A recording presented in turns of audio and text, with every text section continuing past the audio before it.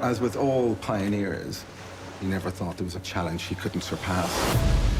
Peter Blake led a successful challenge for the greatest sailing prize of all, the America's Cup. And now he'd achieved everything he'd wanted on the water. But he was hoping to bring a whole new audience into the Amazon. I had a meeting to get a big school running in Manaus to try and get people to understand about sustainability.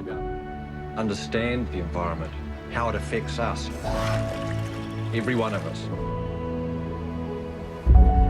Peter was very front up about the security risks.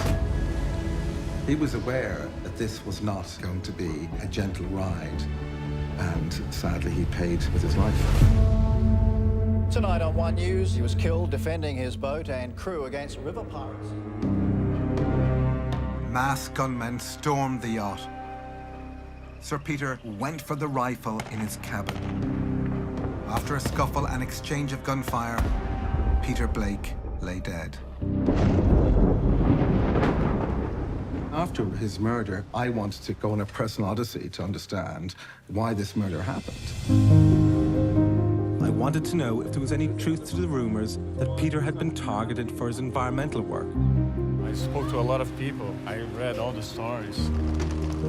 Where else in the world would you have logging companies having armed guards? There's two possible stories here. One is that it was just simply a robbery. The other one is that there were people further up the food chain pulling strings. And for Peter Blake, can't rule it out. This documentary had turned into a murder story.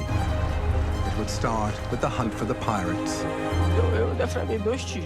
Ricardo Tavares, charged as the man who fired the shots that killed Sir Peter. You can run away, but you can't hide from the damage you've done. The Amazon is the most deadly region in the world for environmental activists. He grabbed me behind my throat. It was with a knife. The number was up, mate. Now that we've got a president with this violent discourse, it's almost a guarantee that we'll see more bloodshed.